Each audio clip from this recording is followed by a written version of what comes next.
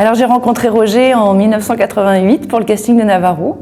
J'avais 10 ans, je devais faire la moitié de sa taille, je ne savais absolument pas qui il était.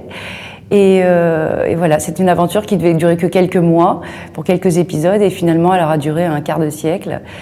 On est devenus très complices, Roger est devenu mon prof, mon copain, mon ami, mon frère, mon pilier, mon père d'adoption, un peu tout à la fois.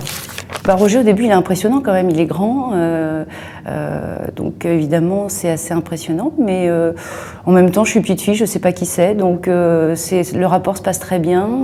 Il raconte même une blague au casting qui me fait rire, apparemment ça a été décisif, et puis après il me prend directement sur ses genoux pour répéter nos scènes, pour discuter.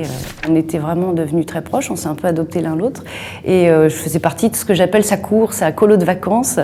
Donc on partait souvent en vacances, on faisait beaucoup de dîners évidemment, parce que Roger, c'était jamais des petites tablées, c'était toujours des grandes tablées. Et tous ces moments-là, il y avait le décor, puis il y avait toutes les coulisses qui étaient aussi très intéressantes. Et finalement, où j'ai beaucoup appris aux côtés de Roger, c'est là. C'était quand même quelqu'un de très atypique, il m'a apporté énormément, aussi bien professionnellement que humainement.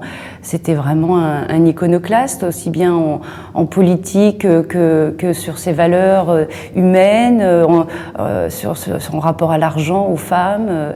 Et puis, je ne serais pas là où je suis, ni qui je suis, si je n'avais pas croisé sa route. Je ne serais même pas avec mon mari, c'est vous dire. Voilà, il m'a fait découvrir les mots juifs, les mots pieds noirs, les mots beaufs, mais aussi l'Algérie, la France, la fidélité, la générosité. Roger, c'était le partage, donc à mon tour maintenant peut-être de partager tout ça avec vous. Et en tout cas, c'était un père pas comme les autres, ça c'est sûr, parce qu'on sort pas indemne de 20 ans d'évolution à côté d'un homme pareil.